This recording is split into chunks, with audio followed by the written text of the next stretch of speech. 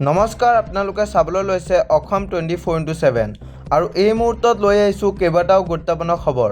এনেদৰে নিতৌ খবৰসমূহ পাই থাকিবলৈ আমাৰ চেনেলটোক ছাবস্ক্ৰাইব কৰিব নাপাহৰিব। আজিৰ প্ৰথমটো গুৰুত্বপূৰ্ণ খবৰ হৈছে ৰাজ্যৰ প্ৰতিটো পৰিয়ালে বছৰত পাব দুটাকৈ ফ্ৰী চিলিণ্ডাৰ। ফ্ৰী চিলিণ্ডাৰ ল'বলৈ সাজু হৈ যাওক ৰাজ্যবাসী। নিৰ্বাচনৰ পূৰ্বে মুখ্যমন্ত্ৰীৰ ডাঙৰ ঘোষণা।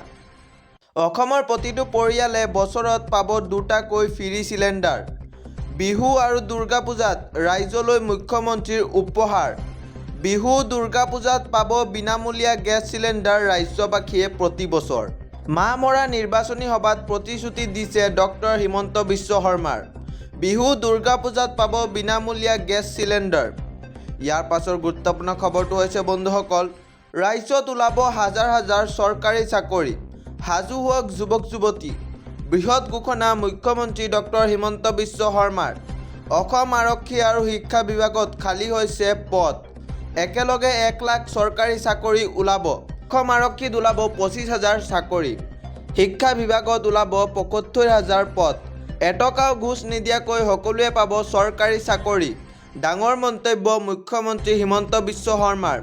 ইয়াৰ পাছৰ পৰৱৰ্তী গুৰুত্বপূৰ্ণ খবৰটো হৈছে বন্ধুসকল, কোনে কিমানখন আসন পাব 26ৰ ৰণত।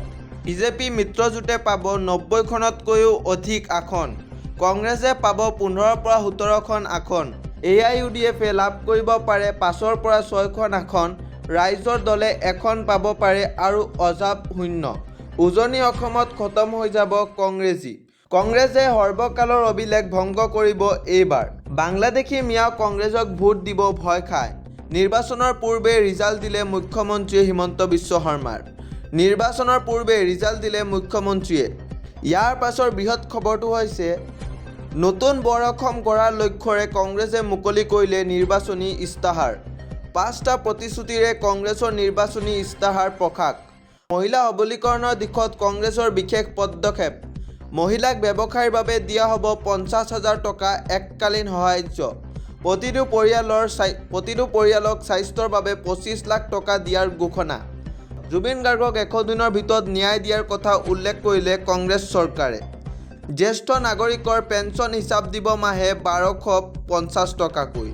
খিলঞ্জীয়াক ভূমিপট্টা প্ৰদানৰ ক্ষেত্ৰতো বিশেষ গুৰুত্ব দিব কংগ্ৰেছ চৰকাৰে। লখিমপুৰত নিৰ্বাচনী প্ৰচাৰৰ মাজতে ইস্তাহাৰ প্ৰকাশ কৰিলে কংগ্ৰেছ চৰকাৰে। ইয়াৰ পাছৰ গুৰুত্বপূৰ্ণ খবৰটো হৈছে বন্ধুসকল, দেশৰ কোটি কোটি জনতাৰ বাবে আহি গ'ল এটা ডাঙৰ খবৰ। আজিৰ পৰা সুদীৰ্ঘ 16 বছৰৰ পাছত ভাৰতত হ'ব লোকপিয়ল। সকলো ৰাজ্য কেন্দ্ৰীয় শাসিত অঞ্চলত লোকপিয়ল। আজি 1 এপ্ৰিলৰ পৰা দেশজুৰি প্ৰথম পৰ্যায়ৰ লোকপিয়ল। আজিৰ পৰা 30 ছেপ্টেম্বৰৰ ভিতৰত সম্পন্ন হ'ব প্ৰথম পৰ্যায়ৰ লোকপিয়ল। লোকপিয়লৰ লগতে সুদীৰ্ঘ 96 বছৰৰ পাছত ভাৰতত হ'ব জাতি পিয়ল। ৰাজ্যসমূহে 30 দিনৰ ভিতৰত সম্পূৰ্ণ কৰিব লাগিব লোকপিয়ল। স্বাধীনতাৰ পাছত পোনপ্ৰথমবাৰৰ বাবে ভাৰতবৰ্ষত হ'ব জাতি পিয়লৰ ব্যৱস্থা। দেশজুৰি 30 লাখ কৰ্মচাৰীয়ে মোবাইল এপ যোগে কৰিব পাৰিব জনগণনা। প্ৰথম পৰ্যায়ৰ লোকপিয়লত সম্পূৰ্ণ কৰা হ'ব গৃহ গণনা। পোনপ্ৰথমবাৰৰ বাবে ডিজিটেল লোকপিয়লৰ ব্যৱস্থা থাকিব দেশত। জনতাই নিজেই বিশেষ ৱেবছাইটত উল্লেখ কৰিব পাৰিব পৰিয়ালৰ তথ্য। শেষবাৰৰ বাবে 1931 চনৰ আগতে দেশত হৈছিল জাতি পিয়ল।